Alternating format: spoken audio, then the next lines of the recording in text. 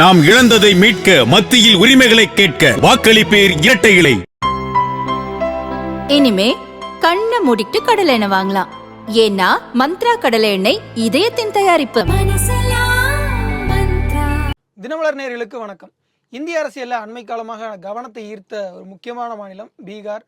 அங்கிருந்த அரசியல் மாற்றம், குறிப்பாக INDIA அந்த கூட்டணி உருவாவதற்கான ஒரு தொடக்கம் அங்கிருந்தா வந்தது. ஆனால் அதற்கு பின்பு அதனுடைய நிலை ஒரு பெரிய அளவில் மாற்றத்தை கண்டது. அதனால பீகாரில் என்ன மாதிரியான ஒரு அரசியல் மாற்றங்கள் நிகழும், 18வது மக்களவைத் தேர்தல் 2024 என்ன மாதிரியான ஒரு சூழ்நிலையை பீகாருக்கு கொடுத்துருக்கு, பீகாரில் யாருடைய கை ஓங்கும், யாருக்கு அதிக வெற்றி வாய்ப்புகள் இருக்குது, அது குறித்து நம்முடைய உரையாடுவதற்காக தேர்தல் கணிப்பாளர் திரு நாகராஜன் அவர்கள் நம்முடைய இணைந்திருக்கிறார். அவரை வரவேற்று நிகழ்ச்சிகள் செல்லலாம். வணக்கம் சார். வணக்கம். பீகார் உண்மையாகவே கவனத்தை ஈர்த்த ஒரு மாநிலம் ஆயிடுச்சு. குறிப்பாக அங்கே இருக்கக்கூடிய நிதிஷ்குமார் அவர்களுடைய அந்த கட்சி கூட்டணி மாறுதல்கள், அதற்கு பிறகு அவர் உருவாக்கிய அந்த கூட்டணி, அது இப்போ இருக்கா இல்லையான்னு தெரியாத லெவலில் தான் இருக்குது. ஆனால் அவருடைய அரசியல் இன்னும் இருக்குன்னு சொல்கிறாங்க. அவருக்கு அடுத்த ஆண்டில் ஒரு தேர்தல் வரப்போகுதுன்னு சொல்கிறாங்க. ஸோ இது எல்லாத்தையும் அவர் எப்படி டேக்கிள் பண்ண போகிறாரு? முதல்ல நிதிஷ்குமார் அவர்கள் பீகாரில் என்ன மாதிரியான ஸ்ட்ரென்த்தில் இருக்காது? நிதிஷ்குமார் அவர் சோஷலிஸ்ட். அவர் okay. Lallu Prasad Patna university student union சேர்மனாக இருந்தபோது செக்ரட்டரியோ ஜாயின்ட் செக்ரட்டரியாக இருந்தார். செக்ரட்டரி சுஷில் மோடி பிஜேபியில் இவருக்கு மக்களவை உறுப்பினர் இருப்பார். இவர் ஜாயின்ட் செக்ரட்டரியாக ஒன்று இருந்தார். இல்லை அப்போ ஒரு மெம்பராக இருந்தாரோ. இவரோட வயதில் சிறியவர் லல்லுவோட. பீகார் ஒரு வித்தியாசமான மாநிலம் இந்தியாவில். இந்திய வரலாற்றில் பார்த்தோம் சொன்னால் நலந்தா அப்படிங்கிற மிகப்பெரிய ஒரு சர்வகலாசாலை, உலகத்துலேருந்து சைனாலேருந்து பல ட்ராவலர்ஸ் படிச்சிருக்காங்க. பல பேர் இங்கே படிப்பு படிச்சிருக்காங்க. வேறு சில நாடுகள்லேருந்து படிச்சிருக்காங்க. ஆனால் பக்தியார் கில்ஜின்னு ஒரு வெளிநாட்டு ஆக்கிரமிப்பாளன் அங்கே அந்த பெரிய லைப்ரரியே எரிச்சாங்க. எரிச்சது மட்டும் இல்லை, இன்றைக்கும் அந்த நலந்தாவோட பகுதியில் இருக்கிற அந்த ரயில்வே ஸ்டேஷன் பேர் பக்தியார்பூர் ரயில்வே ஸ்டேஷன் தான் சொல்லிட்டு, பக்தியார் கில்ஜிங்கிற அவனோட பேர். அவன் பேரில் அதை இந்த அரசாங்கம் கூட 10 வருஷம் கழிச்சு கூட மாற்றலை. நிதிஷ்குமார் அவர்கள் மேலே இந்த அதிருப்தி உங்களுக்கு அவர் மேலே இல்லை. இது இந்திய அரசாங்கங்கள், மோடி கூட ஒரு நம்ம நாட்டு மேலே ஆக்கிரமிப்பு பண்ண ஒரு ஆள், அவன் பேரில் அந்த ஊர்லேயே நாலந்தாலே எங்கேயாவது இந்த பக்கம் தமிழ்நாட்டில் எங்கேயோ இருக்குது, மகாராஷ்டிராவில் இருக்குன்னா கூட கிடையாது, அதே ஊரில் இருந்துட்டு அவன் பேர் இன்னும் ஏன் வச்சுருக்கணுங்கிறது தான் எனக்கு புரியலை. ஒன்று. ரெண்டாவது என்ன சொன்னால், அந்த பீகாருங்கிறது வைஷாலிங்கிறவன எப்படி நமக்கு இப்போ இங்கே உத்தரமேரூர் சொல்கிற மாதிரி இந்த ஜனநாயகத்துக்கு ஒரு வித்திட்ட இடங்கள்ல அது ஒன்று. மிகப்பெரிய அறிவாளிகள் இருந்த இடம். ஆனால் இன்றைக்கி பீகாரோடது என்ன சொன்னால், புலம்பெயர் தொழிலாளர்களை நிரம்ப கொண்ட மாநிலமாக இருக்கிறது. இந்தியாவுடைய மிகவும் பின்தங்கிய மாநிலமாக இருக்கிறது. ஆனாலும் கூட அங்கேருந்து பல ஆட்கள் இங்கே வராங்க, ஆலோசகர்களாக இருக்காங்க. உதாரணத்துக்கு சொல்லணும்னு சொன்னால், நம்ம பிரசாந்த் கிஷோர், அவர் பக்சர் மாவட்டத்தை சேர்ந்தவர். பீகார் பக்சர் மாவட்டம். அவர் பேர் பிரசாந்த் கிஷோர் பாண்டே. அதே போல் இங்கேயும் சில பாண்டேகள் தமிழ்நாட்டில், அவங்களும் பக்சர் மாவட்டத்தை சேர்ந்தவங்க தான். ஸோ அதனால் பக்சர் மாவட்டத்தில் இருக்கிற பாண்டேக்கள் இதே போல் அகில இந்திய அளவில் ஒரு பாண்டே இருக்கார். அவரும் பெரிய பத்திரிகையாளர். அவரும் அந்த பகுதியை சேர்ந்து, அவர் கொஞ்சம் சம்பாரன் பகுதின்னு நினைக்கிறேன், கொஞ்சம் தள்ளி. ஆனால் இது எல்லாமே அந்த பகுதி பாண்டேக்கள்லாம் பெரிய பத்திரிகையாளர்கள். ஏன்னா நான் அந்த இந்தி பத்திரிகையாளர் மிகப்பெரிய பத்திரிகையாளர், நேஷனல் வைடாக கவர் பண்ணுறாங்க. இல்லை, அதாவது நல்ல அறிவு இருக்கு. அப்புறம் IAS சிவில் சர்வீஸ் கிராக் பண்ணுறதுல பார்த்தீங்கன்னா நிறைய பீகார்லேருந்து வந்தவங்க இருப்பாங்க. அது ஒரு குற்றச்சாட்டாக சில நேரங்களில் வைக்கப்படுது. அப்படிப்பட்ட மாநிலம் ரொம்ப பின்தங்கி இருக்குது. வெளியில் போய் ஷைன் பண்ணுறாங்க, தொழிலாளர்களாக ஷைன் பண்ணுறாங்க, சில இடத்துல கெட்ட பேரும் வாங்குறாங்க, அரசியல்வாதிகளாக ஷைன் பண்ணுறாங்க. அரசியல் ஒரு உணர்வு, அரசியலோட புரிதல் அது ரொம்ப அதிகமாக இருக்கக்கூடிய, அவேர்னஸ் அதிகமாக இருக்கக்கூடிய மாநிலம். இந்தியாவுடைய 2வது சுதந்திர போர் என்று கருதப்படுகின்ற நெருக்கடி நிலையை எதிர்த்து குரல் கொடுத்த முதல் இடம் அங்கே பீகார். பட்னாவில் ஜெயபிரகாஷ் நாராயண் கொடுத்த லோக்நாயக் ஜெயபிரகாஷ் நாராயண் கொடுத்த அந்த ஒரு ஒரு அழைப்புக்கு ஏராளமான இளைஞர்கள் வந்து இந்தியாவில் மீண்டும் ஜனநாயகத்தை, அதே போல் கர்பூரி டாக்கூர் இந்த ஜாதிவாரி கணக்கெடுப்புன்னு காங்கிரஸ் வந்து அவர்கள் செய்யவே இல்லை. அதை நேரு ரொம்ப நாள் தள்ளி போட்டாருன்னு சொல்லி, ஆனால் அதுக்கு செய்யணும் சொல்லி கொண்டு வந்தது வந்து மொரார்ஜி தேசாய் காலத்தில் பிபி மண்டல் தலைமையில் ஒரு கமிஷன் அமைச்சாங்க. அந்த மண்டல் கமிஷனோட ரிப்போர்ட் வந்ததுக்கப்புறம் கூட அதை இம்ப்ளிமெண்ட் பண்ணல. மறுபடியும் இன்னும் ஒரு 10 ஆண்டுகள் கழித்து 89 தான் அது பிபி சிங்குடைய வர்றது. அதனால் இன்றைக்கி போலித்தனமான ஜாதிவாரி கணக்கெடுப்பு ராகுல் காந்தி கூச்சல் போட்டுட்ருக்கார். அவங்க பையன் பண்ணலை, இது அது அங்கே கர்பூரி டாக்கூர் பண்ணுவார். கர்பூரி டாக்கூர் ஒரு சாதாரண குடும்பத்தில் பிறந்து ஒரு இசைவேளாளர் நம்ம சொல்லக்கூடிய, தமிழ்நாட்டில் சொல்லக்கூடிய அந்த குடும்பத்தில் பிறந்து உயர்ந்த இடத்துக்கு வந்து அப்பவும் கூட தன் குடிசை வீட்டில் இருந்தக்கூடிய ஒரு ஆளாக இருந்தார். பீகாரில் இது மாதிரி நிறைய எக்ஸ்ட்ரீம்ஸ் பார்க்கலாம். ஒரு பக்கம் வறுமை, ஒரு பக்கம் நல்ல ஐஏஎஸில் இது பண்ணுறவங்க, ஒரு பக்கம் நல்ல அரசியல் தெளிவு, இன்னொரு பக்கம் அரசியல் குழப்பம், இது மாதிரி இருக்கிறது. முரண்பாடுகளுடைய மொத்த உருவமாக இருக்கிறது அங்கே. ஆனால் வந்து மிகப்பெரிய ஆட்கள்லாம் அங்கே, உதாரணமாக நம்ம நாட்டில் வந்து கால்நடையாக இந்தியா முழுக்க சுற்றினது வந்து ஆதிசங்கரர் சொல்லுவாங்க. ஆதிசங்கரர் வந்து தன்னுடைய அத்வைத சித்தாந்த வேதாந்தத்தை அங்கே போய் மண்டன மிஸ்ரர்னு ஒருத்தர்கிட்ட தான் விவாதம் பண்ணுறார். அது ஒரு பெரிய விவாதமாக. அது கூட ஒரு பெண் வந்து தலைமை தாங்கினாங்க. ஆமாம், அவரோட மண்டன மிஸ்ர மனைவியே அவங்க தான். அவங்க தன் நடுவராக இருந்து 2 பேர் கழுத்துலேயும் மாலையை போட வச்சு, அந்த மாலை யாருக்கு வந்து அது அந்த வெப்பத்தினால் அது வந்து ஒரு வாடி போகிறதோ அவங்க தான் தோக்குறாங்க. ஏன்னா உங்களுக்கு விவாதம் பண்ணும்போது நீங்கள் ஒரு கோபம் மற்ற விஷயங்கள் வந்து தெளிவு இல்லாமல் போச்சுன்னா தான் உங்கள் உடம்பு சூடாகும், அந்த சூட்டில் அது வாடி போகும் அப்படின்னு நிதானத்தோட வந்து நிதானத்தோட. ஸோ அது நடந்தது. அது மாதிரி நிறைய விஷயங்கள் பீகாரை பற்றி சொல்லிகிட்டே போகலாம். பீகார் கடும் உழைப்பாளிகள், எங்கு பார்த்தாலும் வந்து கடுமையான உழைத்து இது பண்ணக்கூடிய ஆட்கள் பீகாரில் இருப்பாங்க. நம்மளுடைய அரசியல் சாசன சபையினுடைய தலைவராக இருந்தவர் வந்து அவரும் ஒரு பீகாரி தான், ராஜேந்திர பிரசாத்னு சொல்லிட்டு நம்ம நாட்டினுடைய முதல் மூத்த குடியரசுத் தலைவர், மூத்த குடிமகனாக இருந்தவர். ஆனால் இங்கே குழப்பம் ஏன் சொன்னால், காங்கிரஸ் வந்து பல ஆண்டுகள் அங்கே ஆட்சி பண்ணிது. கடைசியாக இருந்த சீஃப் மினிஸ்டர் வந்து ஜெகநாத் மிஸ்ரா அப்படின்னு சொல்லிட்டு அவர் தான் இருந்தார். அதன் பிறகு அங்கே குழப்பம் வருது. அந்த சமயத்தில் வந்து லல்லு பிரசாத் யாதவ் 89களில் அவர் வந்து விபி சிங் மத்தியில் ஆட்சிக்கு வரும்போது அங்கே ஆட்சிக்கு வரார். ஆட்சிக்கு வந்ததுக்கப்புறம் ஒரு சில மாதங்கள் தான் நடக்கிறது விபி சிங்கோட ஆட்சி. அதுக்கப்புறம் சந்திரசேகர் வரார்.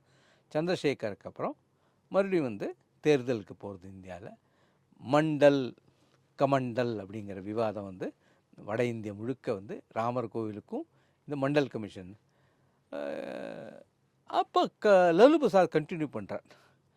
காங்கிரஸ் வந்து காங்கிரஸோட ஸ்பேஸை எடுத்து தான் அவர் கண்டினியூ பண்ணிகிட்ருக்கார். காங்கிரஸோட அரசியல் இடத்தை வந்து கொஞ்சம் கொஞ்சமாக அபகரித்து தான் அவர் வந்து, ஆனால் காங்கிரஸை அவரே சப்போர்ட் பண்ணிகிட்டு இருந்தது. சப்போர்ட் பண்ணி தன்னுடைய முழு இடத்தையும் அங்கே இழந்தது காங்கிரஸ். லல்லு பிரசாத் ஆட்சியில் வந்து சட்டம் ஒழுங்கு சீர்குலைந்திருந்தது. அந்த சமயத்தில் பிஜேபியும் என்ன பண்ணிது சொன்னால், இந்த லல்லுவோட ஒரு காலத்தை நண்பர், இளவல் அப்படியா இருக்கக்கூடிய நிதிஷ்குமாரை தன் பக்கம் இழுத்தது. அதுக்கு நம்ம கர்நாடக மாநிலத்திலேருந்து பிறந்து அகில இந்திய அளவில் மிகப்பெரிய தொழிற்சங்க தலைவராக இருந்த ஜார்ஜ் ஃபெர்னாண்டஸ், அவர் கொங்கனை சேர்ந்தவர். அவரைனா பாம்பேயில் போய் வந்து பாராளுமன்றத்தில் நிற்கிறார். அப்புறம் பீகாரில் நிற்கிறார், முசாஃபர்பூர், நாலந்தா இந்த மாதிரி பகுதியில் அவர் வந்து நிற்கிறார். ஆனால் ஒரு முக்கியமான தலைவர், ஒரு சோஷலிஸ்ட்டு. அவங்க ஸ்டைலெல்லாம் என்ன சொன்னால், தலை சரியாக வாரி இருக்க மாட்டாங்க, சட்டை வந்து சாதாரண சட்டை இல்லை, சயன் பண்ணாத சட்டை போட்டுட்ருப்பாங்க, ரோடு கடையில் டீ குடிப்பாங்க, அங்கேயே சாப்பிடுவாங்க. ஏன்னா சோஷலிசம் ஆட்கள் வந்து தன்னுடைய எளிமையை காட்டிக்கொள்கிறதுக்கு அவங்களுக்கு உண்மையாக எளிமையானவர்கள் தான். அவங்க வந்து உள்ளொன்று வைத்து ஒரு இது கிடையாது, ஒரு வெடி தோற்றத்துக்காக இல்லை, நல்ல மிகப்பெரிய ஒரு சோஷலிசவாதி. அவரை தான் வந்து முன்னிறுத்தி நிதிஷ்குமாரை இந்த பக்கம் கொண்டு வந்து பிஜேபி அவங்களோட அலையன்ஸ் பண்ணுறது. அப்போ அவங்க கட்சிக்கு பணம்லாம் கூட கிடையாது. ம். நிதிஷ்குமாரோட கட்சி முதல்ல சமதா பார்ட்டின்னு வச்சுருந்தாங்க. ஆமா. அதுக்கு பணம்லாம் கூட கிடையாது. அவங்களுக்கு தேர்தல் பிரச்சாரத்தும் போது அவங்களுக்கு தேவையான இந்த ஹெலிகாப்டர் வசதி இதெல்லாம் பிஜேபி தான் பண்ணி கொடுக்கும். பிஜேபிக்கு அப்போவும் கொஞ்சம் பணம் இருக்கிற கட்சி தான். ஏன்னா நீங்க சொல்ற காலகட்டம் வந்து 90கள்னு வச்சுக்கோங்க. Okay. உங்களுக்கு 96 அந்த சமயத்துக்கு அப்புறம் அது ஆச்சு. அதுக்கப்புறம் மத்தியில் பிஜேபி வந்தோன்னே மத்திய அமைச்சர் ஆகிறார் அவர். அதுக்கப்புறம் வந்து கொஞ்சம் கொஞ்சமாக ஆகி 2005 தேர்தலில் லல்லுவை வீழ்த்தி அங்கே வந்து முதல் முறையாக இவர் வந்து நிதிஷ்குமார் ஆமா. முதல் அமைச்சர் ஆகிறார். அப்போ வந்து பீகார் வந்து ரெண்டாக பிரிக்கப்படுறது. ஏன்னா 98 சமயத்தில் 99லேயே இந்த சிறு மாநிலங்கள் பிரிக்கிறதுக்கான வேலையில் பீகாரும் ரெண்டாக பிரிக்கப்படுகிறது. அப்போ வந்து என்ன சொன்னால் அவங்களுக்கு எப்போவுமே வந்து ட்ரெடிஷ்னலாக வந்து பீகாரில் தென் பகுதியில் தான் பிஜேபிக்கு அதிக வலு இருக்கும். ஜார்க்கண்ட் அப்படின்னு இன்றைக்கி சொல்கிற அந்த பகுதியில் தான். வட பீகாரில் வந்து அவங்களுக்கு வலு குறைவு அவங்களுக்கு. அதில் சில பகுதிகளில் கொஞ்சம் வலு இருக்கும். குறிப்பாக வந்து சம்பாரன், பூர்வி சம்பாரன், பশ্চিম சம்பாரன், அது போல் தர்பங்கா போன்ற இடங்கள் இதில் எல்லாம் கொஞ்சம் இருக்கும். பட்னா சிட்டியில் அவங்களுக்கு இது இருக்கும். இது ஸ்லோலி என்ன சொன்னால் அப்போவும் கண்டெஸ்ட் பண்ணும்போது தென் பகுதியில் அதிக சீட்டும் வடபகுதியில் இவங்களுக்கு அதிக சீட்டும் அப்படி எடுத்தான். ரெண்டாக பிரிஞ்சதுக்கப்புறம் நிதிஷ்குமாருக்கு அந்த ஜார்க்கண்ட் பகுதியில் பெரிய வாய்ப்பு கிடையாது. ஆனால் பிரிந்த பீகாரில் நிதிஷ்குமார் அதிக சீட்டு கண்டெஸ்ட் பண்ணுவார் இவங்களுக்கு. அப்போவும் கூட என்னாச்சு சார், ரெண்டாக பிரியும் போது நிதிஷ்குமாரோட கட்சிக்கு கம்மி சீட்டு தான் இருந்தது. இருந்தாலும் கூட என்ன சொன்னால் பிஜேபி மக்கள் மத்தியில் அக்செப்டன்ஸ் இருக்கக்கூடிய ஒரு தலைவராக நிதிஷால் இருக்க முடியும்னு தங்கக்கிட்ட அவ்வளோ தலைவர் இல்லை அவங்கள்ட்ட. நிதிஷை தான் முதலமைச்சராக வச்சு அவங்க நகர்த்துறாங்க. நல்லாவே போயிட்டு இருந்தது. அவர் வந்ததுக்கப்புறம் லல்லு பிரசாத் யாதவ் அவங்களோட ஆட்சி காலத்தில் இருந்த அந்த சட்டம் ஒழுங்கு சீர்கேடான நிலையிலிருந்து பீகாரை மாற்றி அங்கே கட்டமைப்புகளை கொண்டு வருகிறார். நல்ல சாலைகள் போடப்படுகின்றது, பள்ளிகள் இயங்க ஆரம்பிக்கின்றது, பள்ளி ஆசிரியர்களுக்கு சம்பளம் கிடைக்கிறது, சட்டம் ஒழுங்கு சரியாக இருக்குது. அங்கே வந்து ரன்வீர் சேனான்னு அந்த காலத்தில் உண்டு. அவங்க வந்து கடத்தல், அதாவது வந்து ஆள் கடத்தல் பண்ணி அது மூலமாக பணம் பறித்தல்லாம் பண்ணிட்டு இருப்பாங்க. Human trafficking. ஆமாம், ஹியூமன் டிராஃபிக்கிங் இல்லை, கடத்தல் பண்ணுறது. ஆள் கடத்தல்னா அபகரித்து செல்வது, ஆட்களை அபகரித்து சென்று அதுக்கு ரேன்சம் கேட்குறது. நீ எனக்கு இத்தனை பணம் கொடுத்தா தான் விடு. இதெல்லாம் நடந்துட்டு இருந்தது இந்த ரன்வீர் சேனா. அப்புறம் ரன்வீர் சேனா கொலை கிளை இதெல்லாம் நடக்கும். ரன்வீர் சேனா வந்து சாதாரண மக்களுக்கு எதிரான ஒரு என்ன சொல்கிறது, ஜமீன்தார்கள் அவர்கள் மூலமாக நடத்தக்கூடிய ஒரு படை போல் இருந்தது. இதில் எல்லாத்துலேயும் மாற்றம் வருது, இதில் எல்லாத்துலேயும். ஆனால் எல்லா மாநிலம் போல் பீகாரும் கூட ஒரே மாதிரியாக இருக்காது. அதில் சில ரீஜன்ஸ் இருக்கும். ஒரு ரீஜனில் ஒரு சில விஷயம் நல்லாயிருக்கும், ஒரு ரீஜனில் நல்லா இருக்காது. ஒரு ரீஜனில் ஒரு காஸ்டோட டாமினன்ஸ் இருக்கும், இன்னொன்றில் இருக்காது. ஸோ 2005 வந்ததுக்கப்புறம் இன்று வரை நிதிஷ்குமார் தலைமையிலான ஆட்சி தான் நடக்கின்றது. நடுவில் ஒரு சிறு அது நிதிஷ்குமார் விட்டு கொடுத்ததால் அவர் வந்து 2014 தோல்விக்கு பிறகு ஜீதன் ராம் மாஞ்சி என்ற ஒரு தலித் இனத்தை சேர்ந்த ஒருவரை, அவர் அந்த காலத்தில் நிதிஷ்க்கு முன்னாடியே காங்கிரஸ்லேருந்து காங்கிரஸ் மந்திரி சபையிலே மந்திரியாக இருந்தவர். வந்து மாஞ்சியை வந்து மந்திரி ஆக்கிறார். மாஞ்சி மந்திரி ஆக்கிட்டு மாஞ்சி கையில் அதிகாரம் இல்லை, மந்திரி அவர் ஆக்கிட்டார். முதல் மந்திரி ஆக்கிட்டு நான் இதுக்கு தார்மீக பொறுப்பேற்று வெளியேறுகிறேன் நான் அப்படி சொல்லிட்டு அவருக்கான அதிகாரம் இல்லைன்னு சொன்ன மாஞ்சி வந்து இவரை எதிர்த்து ரிவோல்ட் பண்ணாருக்க தன்னிச்சையாக செயல்பட ஆரம்பிக்கிட்டார். முதல்ல என்ன பண்ணிருக்கார், அவரை முதலமைச்சர் ஆக்கிட்டு அடுத்த நாள் யார் யார் ஐஏஎஸ் ஆஃபீஸர் ஐபிஎஸ் ட்ரான்ஸ்ஃபர்லாம் பண்ணோம், இது ஒரு லிஸ்ட்டு வந்து இது கையெழுத்து போட சொல்லியிருக்கார். சரின்னு முதல்ல போட்டார். அதுக்கப்புறம் பார்த்தா ஒவ்வொன்றா வருது, வேறு அப்பாயின்மெண்ட். அதுக்கு என்ன எதுக்கு உட்காந்து வச்சுக்கிற பொம்மையானா, நான் என்னையோட இது பற்றி தான் செயல்படுவேன் அப்படின்னு சொல்லிட்டு. ஓபிஎஸ் ரிவோல்ட் மாதிரி இருக்கு. ஓபிஎஸ் அது பண்ணல, ஓபிஎஸ் ஏதோ இருந்துட்டு இந்த கையெழுத்து மாதிரியான விஷயமா தான் அதுவும் தெரியுது. ஆமாம், ஓகே, இவர் பண்ணிட்டார்ப்ப மாஞ்சி. அந்த ஒரு குறிப்பிட்ட காலகட்டத்தை விட்டோம் சொன்னால் 2005 தொடர்ந்து இப்போ பார்த்தோம் சொன்னால் கிட்டத்தட்ட 23 ஆண்டுகள் அவர் வந்து 20 ஆண்டுகள், 23 18 19 ஆண்டுகள் வந்து அவங்க வந்து தொடர்ந்து ஆட்சியில் இருந்தவர். ஆனால் அவருக்கு 2014க்கு பிறகு அவருடைய அரசியல் வாழ்க்கை ஒரு இறங்கு முகமாக வர தொடங்கி. பிரசன்ஸ் குறைஞ்சிருச்சுன்னு சொல்கிறீங்க? ஆமாம், இறங்கு முகம் ஏறுமுகமாக இருந்தது. முதல் பீரியடில் வந்து ஃபஸ்ட்டு சீஃப் மினிஸ்டர்ஷிப் போது அவருக்கு நல்ல பெயர் இருந்தது. என்னென்ன காரணம் பண்ணால் ஒன்று கட்டமைப்புகளை சரி பண்ணார். அப்புறம் அங்கே இருக்கிற எக்கனாமிக்கலி பேக்வேர்ட்ஸ், இப்போ ஓபிசிங்கிறதுல இபிசின்னு ரொம்பவே எக்ஸ்ட்ரீம்லி பேக்வேர்ட், எக்ஸ்ட்ரீம்லி அதி பிச்சுடா அப்படின்னு சொல்லிட்டு ஹிந்தியில் சொல்லுவாங்க. எக்ஸ்ட்ரீம்லி பேக்வேர்ட், மிகவும் பிற்படுத்தப்பட்ட அந்த மக்களை கண்டெடுத்து அவங்களுக்கெல்லாம் அதில் பார்த்தோம் சொன்னால் முஸ்லீம்களில் வந்து பல பிரிவுகள் இருந்தது. இந்தியாவில் முஸ்லீம்கள் வந்து இப்போ பிஜேபி அதைத்தான் கையில் எடுத்து முயற்சி பண்ணிட்டுருக்காங்க. முஸ்லீமோட ஆதரவை நம்ம எப்படிப்படுறதுன்னு சொன்னால் பஸ்மந்தா அப்படின்னு சொல்லலாம்.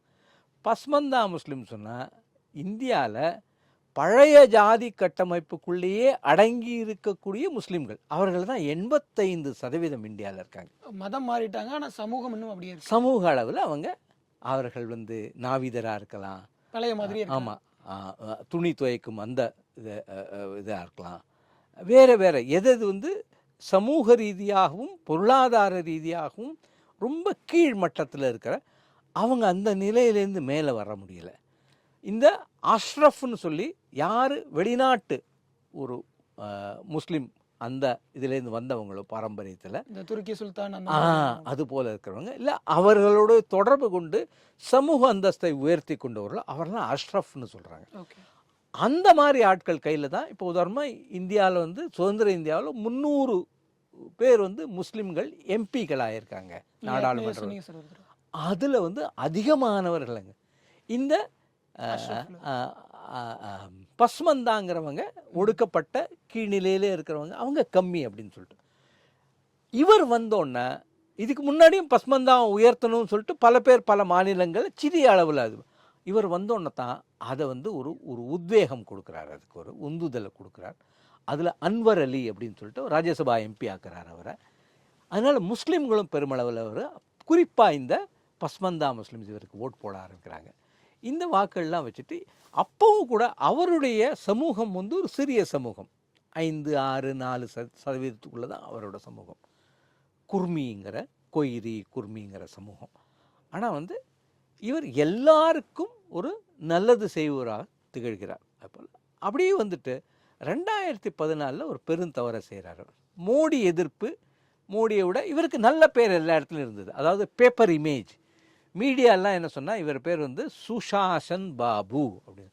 சுஷாசன்னா நல்ல அரசாங்கம், நல்ல நிர்வாகம் கொடுக்கின்ற ஒரு மனிதர், நல்ல நிர்வாகம் கொடுக்கின்ற ஒரு ஆட்சியாளர் அப்படின்னு சொல்லிட்டு மீடியா, வட இந்திய மீடியாக்கள்லாம் இவரை போற்றி வந்தது. அதில் நினச்சி இவர் வந்து பல பேர் இவரை பற்றி எழுத ஆரம்பித்தாங்க. இவர் வந்து ஒரு பிரைம் மினிஸ்டர் மெட்டீரியல், இவர் வந்து எதிர்கட்சிகளுக்காக வரணும்னு சொன்னால் இவர் பிரதமராக வர, இவர் மனசுலையும் அந்த ஆசை துளிர்த்தது.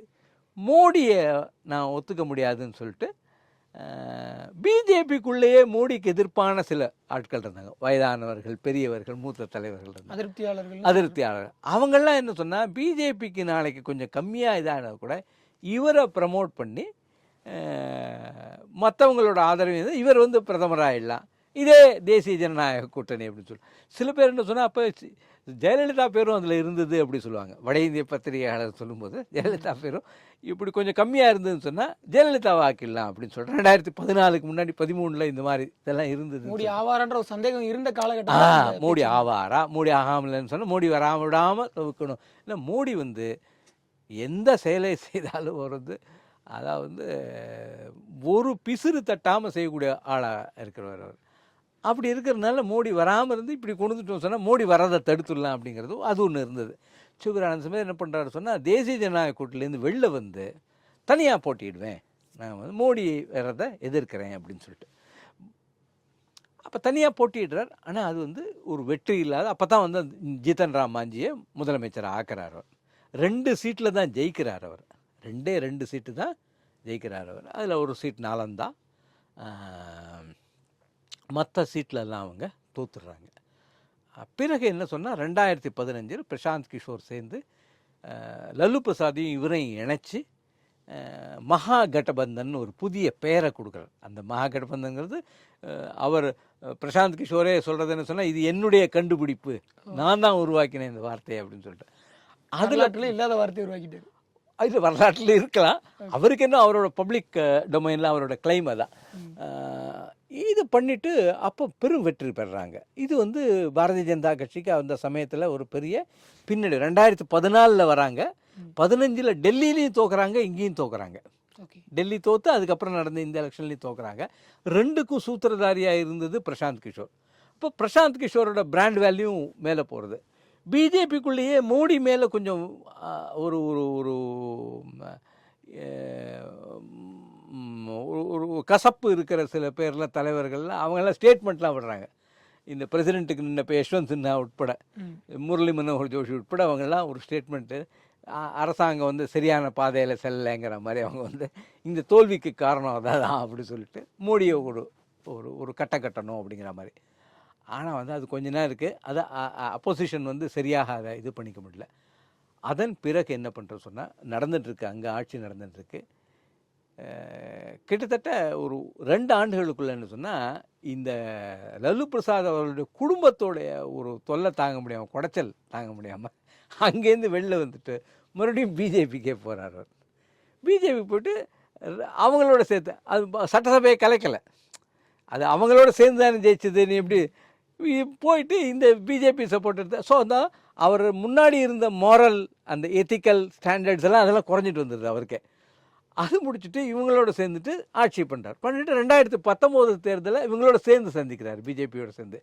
பிஜேபியும் என்ன சொன்னால் இவர் தேவை அப்படின்னு சொல்லிட்டு, ஏன்னா அங்கே இந்த மும்முனை போட்டி 3 பேர், இவருக்கு அதிக கம்மியான ஒரு வாக்கு வங்கி இருந்தால் கூட இவர் இருந்தால் தான் வெற்றி பெற முடியும் அப்படிங்கிறதுனால அந்த கூட்டணி அவசியம் அங்கே, அது ஒரு நிர்பந்தமாக இருக்குது அவங்களுக்கு. அதனால் இவரை வச்சுட்டு என்ன பண்ணுறாங்க சொன்னால் எந்த கட்சியும் பண்ணாது. பிஜேபி வந்து 22 தொகுதிகள் ஜெயிக்கிறது 2014. அதில் 4 தொகுதிகள் அவங்க 5 தொகுதிகள் இவருக்கு விட்டு கொடுத்து இவரையும் 17 அவங்களும் 17, அதாவது 5 சிட்டிங் எம்பிக்கு சீட்டு இல்லைப்பா, அவரை நான் வந்து கூட்டணியில் கொண்டுறேன் அதனால் கொடுக்கணும்னு சொல்லிட்டு கொடுத்து பண்ணுறேன். 2014 போனதுக்கப்புறம் 19 போனதுக்கப்புறம் 2020 தேர்தல் வருது. அப்போ சில அரசியல் குழப்பங்கள் விளையிறது.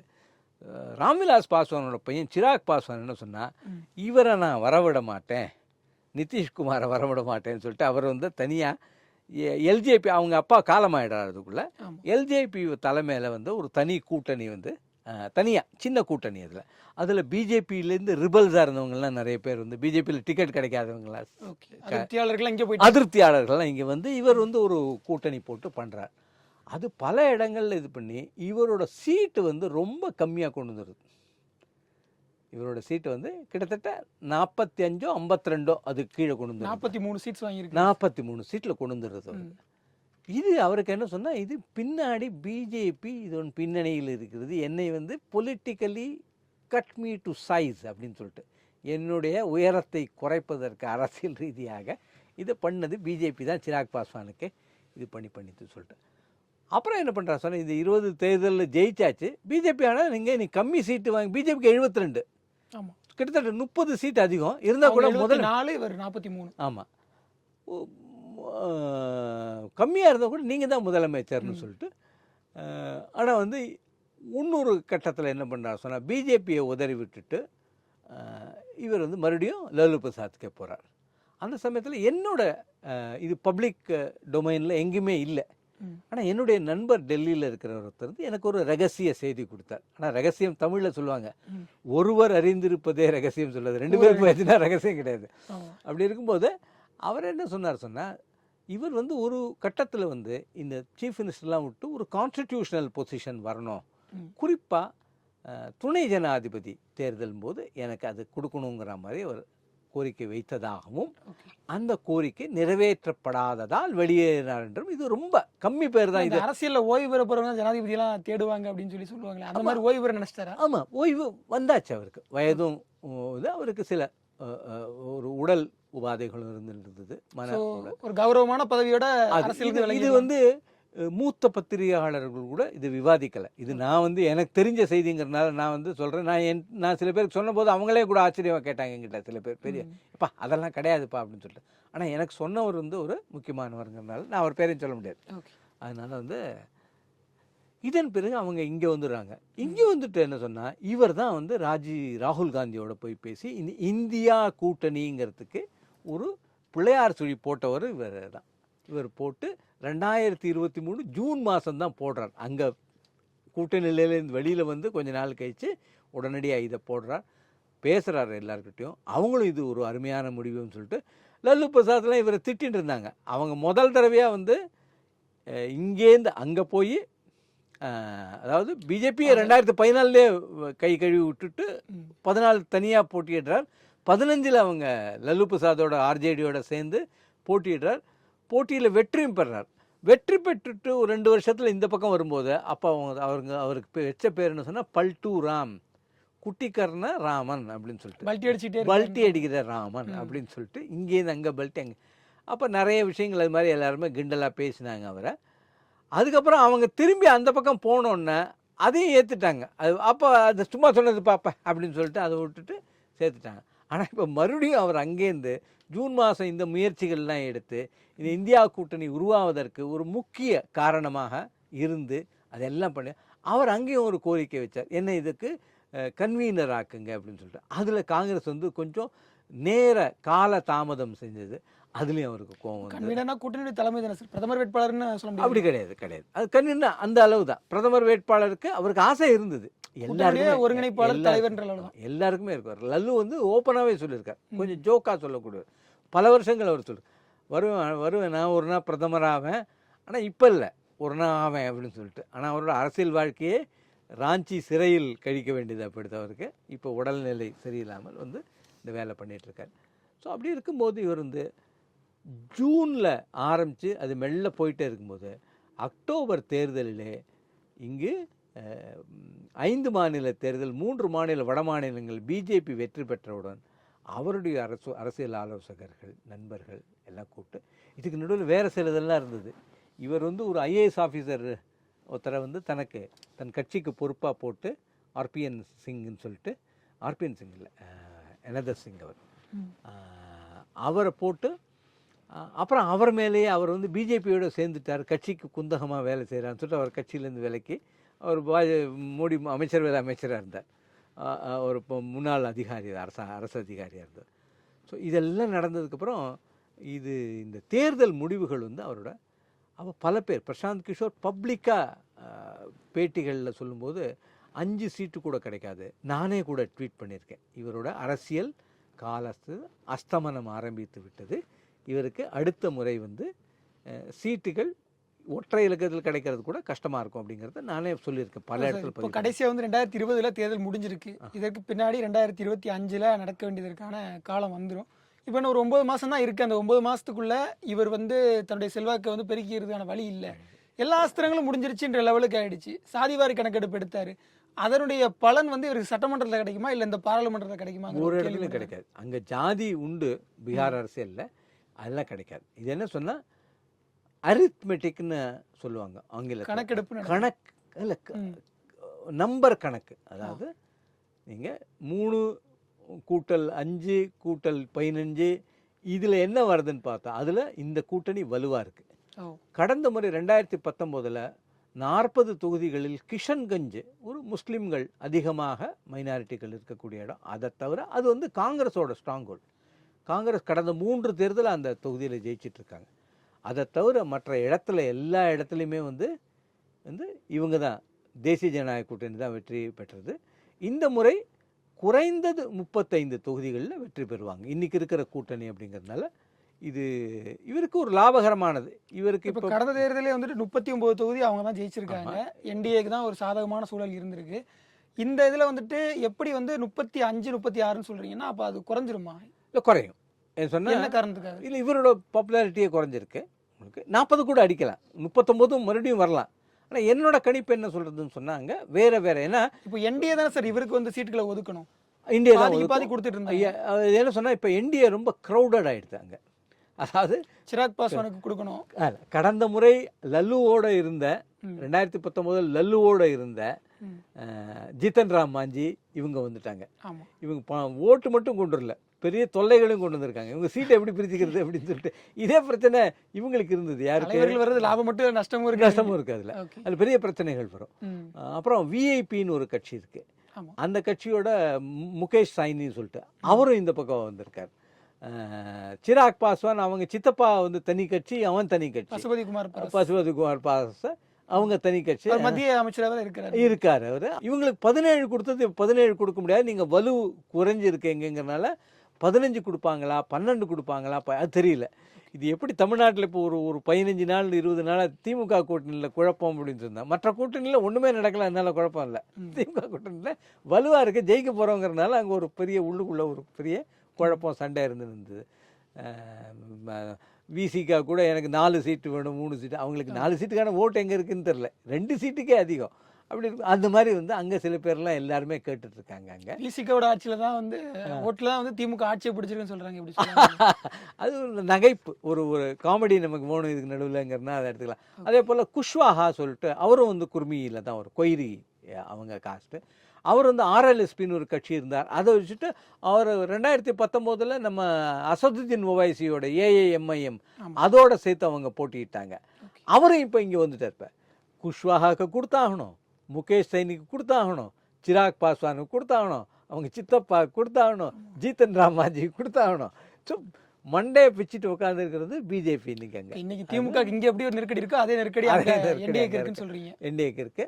ஆனாலும் என்ன வெற்றி கூட்டணி அங்கே, அது வெற்றி கூட்டணி. அதான் ஓட் பர்சன்டேஜ் வைஸ் பார்த்தா கிட்டத்தட்ட ஒரு 50% ஓட்டு வந்து லாஸ்ட் டைம் அதிகமா அல்ல, அதுவே தாண்டும். இப்போ அதே அளவுக்கு தாண்டும் உங்களுக்கு. ஏன்னா கட்சியினுடைய அந்த வரவுகள் நல்லா இருக்கு. அங்கே என்ன சொன்னா அந்த மாலேன்னு சொல்லுவாங்க, மார்க்சிஸ்ட் லெனினிஸ்ட் கம்யூனிஸ்ட், அது கொஞ்சம் வலுவாக சில தொகுதிகளில் இருக்கு. அந்த தொகுதிகள்லாம் வந்து அவங்களாம் அவங்களோட ஓட்டும் சேர்றதுனால எதிர்கட்சிகளுக்கும் வலுவான போட்டியை கொடுக்கும். அதாவது இப்போ நான் ஜார்க்கண்ட் சொன்னேன், குஜராத், ராஜஸ்தான்லாம் சொன்னேன், அதெல்லாம் ஜஸ்ட் வாக் ஓவர். அங்கே ஒன்றும் போட்டியே கிடையாது உங்களுக்கு. ஆனால் இங்கே வந்து நல்ல ஒரு வலுவான போட்டி. கான்ஸ்டிடுவன்சி இப்போ பட்னா பாட்டலிபுத்திரன்னு பட்னா சிட்டிக்குள்ளே 2 சீட் இருக்குது. ஒன்று பாட்டலிபுத்திரம், ஒன்று பட்னா சாஹிப்னு. அந்த 2லேயும் பெரிய போட்டி இருக்காது. அந்த 2லேயும் பெரிய போட்டி இருக்காது. அது ஒரு மாதிரி வாக் ஓவர் தான் இருக்கும். அது மாதிரி ஒவ்வொருத்தருக்கும் இப்போ பூர்வி சம்பாரன், பশ্চিম சம்பாரன்லாம் பிஜேபியோட ஸ்ட்ராங் ஹோல்டு, அங்கே பெரிய போட்டி இருக்காது. வேறு சில தொகுதி சிவானில் இருக்கலாம், கோபால்கஞ்சில் இருக்கலாம், இந்த மாதிரி இருக்கிறதுல வந்து சாரனில் இருக்கலாம், அங்கே ராஜீவ் பிரதாப் ரூடி இருக்கிற அந்த மாதிரி சில தொகுதி. சௌபால்னு ஒரு இடம் இருக்கும். அந்த சௌபாலுங்கிறது என்ன சொன்னால், அங்கே எம்பிக்கு நின்று தோற்று போன ஒருத்தர் தான் காமேஸ்வர் சௌபால்னு சொல்லிட்டு, அவர் தான் வந்து ராமர் கோயிலுக்கு 89 அடிக்கல் நாட்டினவர். அவர் வந்து ரொம்ப பின்தங்கிய ஒரு பட்டியலினத்திலேருந்து வந்தவர். அவர் தான் வந்து அதுக்கு இப்போ கூட ராமர் கோயிலுக்கு அவர் போயிட்டு அவர் நின்னார். 2014 நிற்கிறார் அவருக்கு. இப்போ பீகாரில் வந்து ஒரு 3 கேள்வி இருக்குது சார். முதல்ல வந்து நிதிஷ்குமாருக்கு அடுத்து அரசியல் வாரிசுன்னு அந்த கட்சியில் ரொம்ப ஸ்ட்ராங்கான லீடர்னு யாராவது இருக்காங்களா? ஒருத்தரும் கிடையாது. ஒருத்தருமே கட்சியில் வலிமை இல்லைன்னு நினைக்கிறீங்க? அவங்க கட்சியை இப்போ வந்து அரசியல் இதுக்கப்புறம் வந்து உடைஞ்சு போகிறது. அவர் லலன் சிங்னு ஒருத்தர் இருந்தார். அவர் தலைவராக இருந்தார். இவர் இப்போ பிஜேபி வரத்துக்கு முன்னாடி சொன்னால் அவரை தலைவர்லேருந்து இறக்க வச்சு இவர் தலைவராக, நாளைக்கு எதுவும் கட்சிக்குள்ளே குழப்பம் வந்துடக்கூடாங்கிற இவர் பாட்டுக்கு போகிறேன்னு முடிவெடுத்து அவர் நான் தலைவர் ஒன்னே நீக்கிட்டாங்கன்னா என்ன பண்ணேன். ஏன்னா கட்சியோட நிறுவன தலைவர் ஆனால் என்டி ராமாராவ் இருக்கும்போது, சரத்பவார் இருக்கும்போதே கட்சி இப்படி பிரிஞ்சு போனதெல்லாம் நடுவில் பிரியறது, வெர்டிக்கலாக பிரியறதுங்கும் போது இது நடக்குங்கிறத பயம் இருந்தது. அதனால கடைசி பிஜேபிக்கு சேர்றதுக்கு முன்னாடி அவர் பண்ண ஒரே பெரிய காரியம் என்ன சொன்னால், லலன் சிங்கை வந்து கட்சி தலைமை பதவியிலேருந்து ராஜினாமா செய்ய வச்சு இவரே தலைவராகி எல்லா முடிவுகளையும் இவரே எடுக்கிறது பண்ணது தான் அது முக்கியமானது. இவரோட கட்சியெல்லாம் அன்னைக்கு பண்ண தவறு இன்னைக்கு அவங்களுக்கே பாதகமாயிடுச்சுன்னு நினைக்கிறேன். ஆமாம், இது என்ன சொன்னால், அவரோட பையன் இருந்தார், அவர் ஒரு இன்ஜினியர். வாரிசு அரசியல் அவர் ஆரம்பத்துலேருந்து விரும்பலை. அந்த விஷயத்துலலாம் வந்து ரொம்ப தெளிவான ஆள், யாரும் அரசியலுக்கு வரக்கூடாது தன்னுடைய. அவர் மனைவியும் காலமாயிட்டாங்க. அதனால் வந்து அவரோட இது அரசியல் வாழ்க்கை. அவர் பேரை வச்சு யாரும் பிஜேபி என்ன பண்ணு சொன்னால் அந்த இடத்த அப்படியே அப்ராப்ரியேட் பண்ணிக்கும். இவருக்கு ஏதாவது நாளைக்கு சீஃப் மினிஸ்டர் கொடுக்கலன்னா கூட நாளைக்கு வேறு ஏதாவது கான்ஸ்டியூஷனல் பொசிஷன், ஆனால் கான்ஸ்டியூஷனல் பொசிஷன் கவர்னருங்கிறது அவர் விரும்ப மாட்டார். ஏற்கனவே விரும்பினது வைஸ் பிரசிடென்ட். எதுவும் எனக்கு தெரிஞ்சது சொல்கிறேன் நான் உங்களுக்கு. ஸோ அதனால் அந்த மாதிரி ஏதாவது பொசிஷன் கொடுக்கலாம் அப்படிங்கிறது. பட் என்ன நடக்கும் ஒன்றும் தெரில. பட் இந்த தேர்தல் பொறுத்த மட்டும் அவங்க குறைஞ்சது 35, அதிகபட்சமாக 39 தொகுதி ஜெயிப்பாங்க அவங்க. ஆனால் இப்போ ஆர்ஜேடி, காங்கிரஸ் இந்த கட்சிகள்லாம் சேர்ந்து அவங்களுடைய பாராளுமன்றத்தில் அவங்களுக்கு வாய்ப்பு கம்மி. நாளைக்கு சட்டமன்றம் வரும்போது ஒரு நல்ல போட்டியாக இருக்கும். அவங்களே கூட ஜெயிக்கிறதுக்கு வாய்ப்பு இருக்கு அதில். அவங்களே கூட இந்த குழப்பம் நிதிஷ்குமாருடைய வலிமை குறைவு நிதிஷ்குமார் சட்டமன்றத்துல அவங்களுக்கு உதவுன்றீங்க. ஆமாம், அவங்களுக்கு உதவும். இந்த வலிமை குறைவு அவங்களுக்கு உதவும். ரெண்டாவது என்ன சொன்னால், அப்பாவது coming out of the shadows அப்படின்னு சொல்லுவாங்க. அப்பாவோட நிழல்லேருந்து அந்த தேஜஸ்வி யாதவ் கொஞ்சம் வெளில வந்துட்டார். அப்பா பண்ணுற மாதிரி அரசியலை அவர் பண்ணலை. அவரோட அரசியல் வேறு விதமாக பண்ண ஆரம்பிச்சிட்டார். மெச்சூர்ட் ஆகிட்டார். அவர் வந்து எஸ்எல்சி கூட பாஸ் பண்ணாதவர். Cricket player, Patna cricket association இருந்தவர், அது மாதிரிலாம் ஆடவர் தேஜஸ்வி. அவர் ரெண்டாவது பையன், மூத்த பையன் தேஜ் பிரதாப் யாதவ்னு சொல்லிட்டு அவருக்கு பிரச்சனைகள் இருந்தது. எல்லா பெரிய அரசியல் தலைவர்களும் மூத்த பையங்க சரியா இருக்கிறது இல்லை. ரெண்டாவது பசங்க வந்து முன்னாடி வந்துடுறேன். நான் யாருன்னுலாம் சொல்ல, பால் டாக்கரேயோட ரெண்டாவது பையன் தான் உத்தவ் டாக்கரே, மூத்த பையன் இன்னொருத்தர். ஸோ அதனால் அது ஒவ்வொருத்தருக்குமே வந்து அது பல இடங்கள் அது மாதிரி இருக்கு. சரி சரி. இப்போ அதுக்கு அடுத்து என்னன்னா, ஐஎன்சி வந்து எத்தனை வாக்குகள் வாங்கும்னு நினைக்கிறீங்க? அவங்களுக்கு அவங்களுடைய கூட்டணிக்கு எவ்வளோ வாக்குகள் கிடைக்கும் நினைக்கிறீங்க? ஐஎன்சி கூட்டணிக்கு அவங்களும் ஒரு 40% வரைக்கும் வரும். அவங்களும் வாக்குல பெருசாக ஒரு வித்தியாசம் இருக்காது. இப்போ ஏற்கனவே வந்து பிஜேபி 50 எடுத்திருந்தது, இப்போ ஒரு 60 வரைக்கும் டச் பண்ணலாம்னு நினைக்கிறீங்க? 60, 55 அது மாதிரி. ஏன்னா இப்போ உதாரணமாக சின்ன கட்சிகள் அங்கே எல்லாமே இல்லை. இப்போ உதாரணமாக அங்கே இப்போ நம்ம யூபியில் ஓம் பிரகாஷ் ராஜ்பர்னு இருக்கார். அவங்களோட ஓட்டெல்லாம் கூட இப்போ நிஷாத் பார்ட்டின்னு இருக்கு. அந்த மாதிரி இருக்க. இப்போ இவங்களே சஞ்சய் நிஷாத்னு ஒருத்தர் இருந்தார், உங்களுக்கு கர்னல் நிஷாத்னு சொல்லிட்டு கேப்டன். இவங்களோட இது என்ன சொன்னால், கிழக்கு உத்தரப்பிரதேசமும் இந்த பக்கம் மேற்கு பீகாரும் இணைப்பாக இருக்கிறது. வாரணாசியிலேருந்து போனீங்கன்னா இதெல்லாம் கங்கை கரை ஓரமாக இருக்கிற கங்கை ஆமாம் சமவெளியில் இருக்கிற, அதுக்கு எல்லாருமே ஒரே மாதிரி கல்ச்சர் இருக்கும். அங்கே போஜ்புரிங்கிற பாஷை பேசுவாங்க. அவங்களுடைய சாப்பாடு உணவு பழக்கங்கள் இதெல்லாம் அதில் வந்து இந்த ஓம் பிரகாஷ் ராஜ்பர் வந்து இப்போ மந்திரியாக இருக்கார். அவர் வந்து நிறைய கிண்டல் பண்ணார் இந்த யோகி ஆதித்யநாத்தை. இன்னைக்கு அவர்கிட்டயே போய் மந்திரி ஆக வேண்டியது. அவர் 2019 நாடாளுமன்ற தேர்தல் முடியுது, 2020 சட்டமன்ற தேர்தல் ஒரு 6 மாதத்துலேயே வந்துடுது. ஸோ இப்போ அடுத்த 6 மாதத்தில் வந்து பீகாரில் ஒரு எலெக்ஷன் நடக்கணும். அப்படிங்கிறப்போ தோத்து போன ஒரு கட்சி அங்கே வந்து சட்டமன்றத்தில் ஆட்சியை பிடிக்கும்னு ஒரு நினைக்க முடியுமா சார்? அதுக்கு வாய்ப்பு இருக்கு? பண்ணலாம். இப்போ டெல்லியில் தானே நடந்தது 2014 பெரிய பெரிய தோல்வி ஆம் ஆத்மி கட்சிக்கு. 15 அவங்க வந்து 54%, 52% ஓட்டு வாங்கி எல்லாம் 70ல் 67 சீட் அவங்களே ஜெயிக்கிறாங்க. 7 சீட்டும் போயிடுத்தீங்க. பாராளுமன்ற தோல்வி வந்து சட்டமன்றத்தில் வெற்றியாக அது ரிஃப்ளெக்ட் ஆகாது. அது இப்போ ரொம்ப மக்கள் தெளிவாக இருக்காங்க. அதுக்கப்புறம் 2019 வந்து ஆம் ஆத்மி கட்சி டெல்லியில் வந்து வெறும் 18% தான் ஓட்டு வாங்குறது. வெறும் 18.